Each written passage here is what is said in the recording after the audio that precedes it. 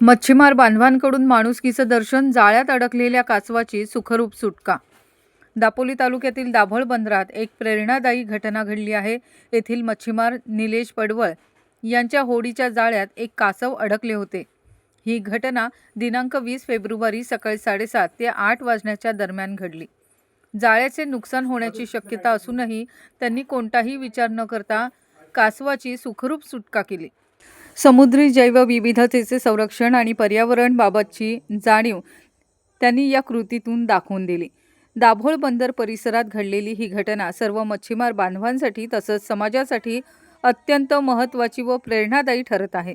अशा संवेदनशील व जबाबदार कृतीमुळे निसर्ग संवर्धनाचा सकारात्मक संदेश नक्कीच पोहोचतो.